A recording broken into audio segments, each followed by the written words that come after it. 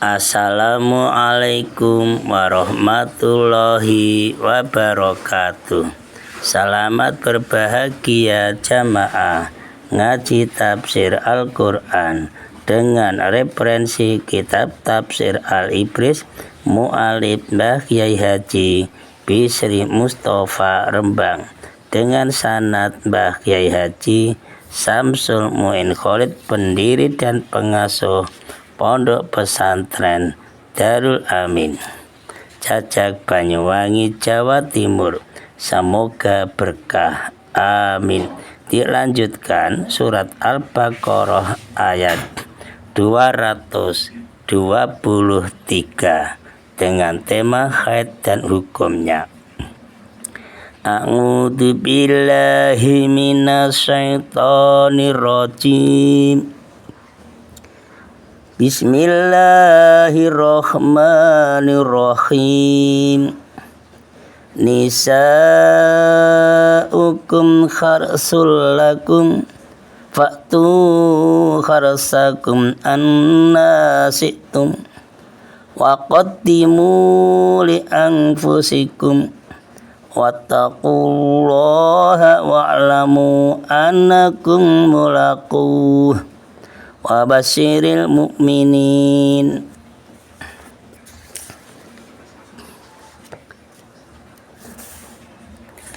Nisa'ukum utawi wadon ira kabeh iku kharsun minangka sawah lakum tumrap sira kabeh. Faktu mongko nekanono sira kabeh kharsakum ing sawah ira kabeh annasitum kepriye karep sira kabeh waqtimu lan dinginono to sira kabeh li angfusikum kanggo pira-pira awak ira kabeh wataqulan wadiya sira kabeh Allah ing Gusti Allah taala wa'lamu lan warwa sira kabeh annakum satune sira kabeh iku mulakuhum bakal padha tetemu sira kabeh ing Allah wa basyir lan bebungau sira Muhammad al mukminina ing wong padha iman kabeh. Keterangan surat Al-Baqarah ayat 223 dengan tema haid dan hukumnya. Ayat 223. Dalam ayat ini istri kita contohnya itu diumpamakan dengan ladang tempat bercocok tanam dan tempat menyebarkan bibit tanaman. Diumpamakan loh ini. Jadi boleh mendatangi kebun itu, boleh mendatangi sawah itu dari mana saja arahnya, asal untuk menyebarkan bibit dan untuk berkembangnya tanaman dengan baik dan subur. Nah, ini dipahami. Istri kita contohnya adalah tempat menyebarkan bibit keturunan. Untuk apa keturunan? Ya untuk berkembang dengan baik. Maka seorang suami boleh bersetubuh, boleh menjima dengan istrinya itu dengan berbagai cara yang disukainya, asalkan tidak mendatangkan kemudaratan atau bahaya. Itu memang ada pendidikan seksual, itu memang ada. Kitab Qurratul Uyun untuk pondok pesantren. Jelas bahwa maksud perkawinan atau pernikahan itu untuk kebahagiaan hidup berkeluarga. Ya termasuk mendapatkan keturunan. Jadi bukan hanya sekedar bersenang-senang melepaskan syahwat untuk bersetubuh saja, itu tidak. Nah, untuk itu Allah menyuruh berbuat amal kebajikan sebagai persiapan untuk masa depan agar mendapat keturunan yang soleh, berguna bagi agama dan bangsa, serta anak itu berbakti kepada kedua orang tuanya. Makanya kadang-kadang belum nikah sudah banyak khatam Al-Quran. Nah, itu termasuk persiapan. Kemudian Allah menyuruh juga pada para suami itu agar berhati-hati menjaga istri, dan juga berhati-hati menjaga anak-anaknya, dan juga menjaga rumah tangga. Jangan sampai hancur, jangan sampai berantakan. Karena itulah para suami bersama keluarga bertakwalah kepada Allah. Mengapa harus bertakwa kepada Allah? Sebab akhirnya manusia itu akan kembali kepada Allah dan akan bertemu dengan Allah. Jadi akhirat nanti untuk menerima pembalasan atas setiap amal perbuatan yang dikerjakannya di dunia. Jadi menanam di dunia, hasilnya di akhirat. Allah Subhanahu wa taala juga memerintahkan agar setiap orang mukmin, ya kita ini contohnya orang mukmin, itu harus bertakwa kepada Allah.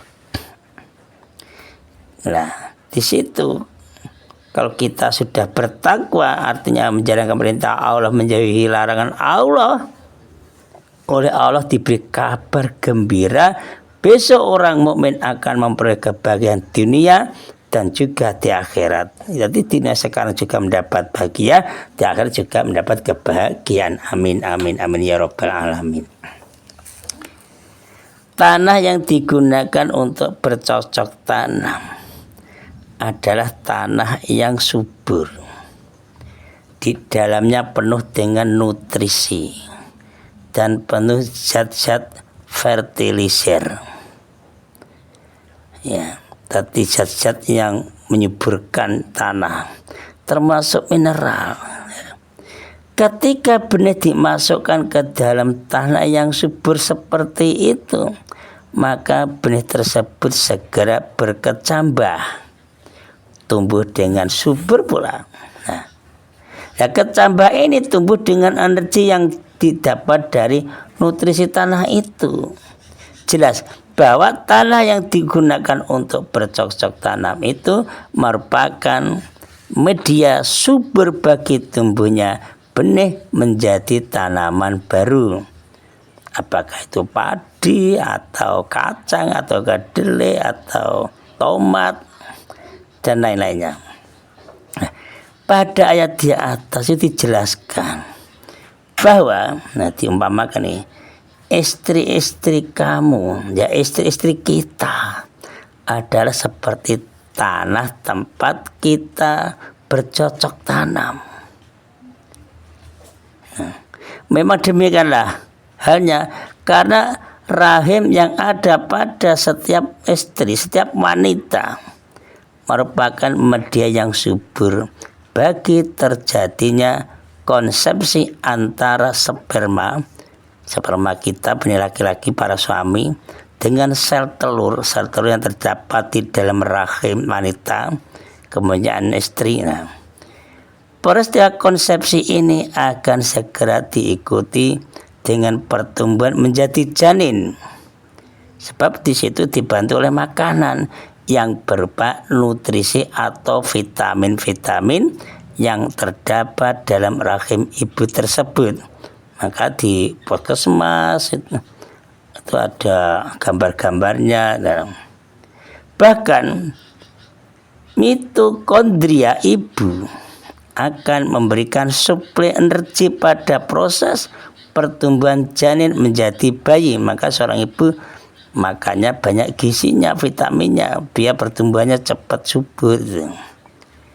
Jadi tepatlah perumpamaan di atas, yaitu bahwa istri-istri merupakan ladang atau tanah atau sawah untuk bercocok tanam.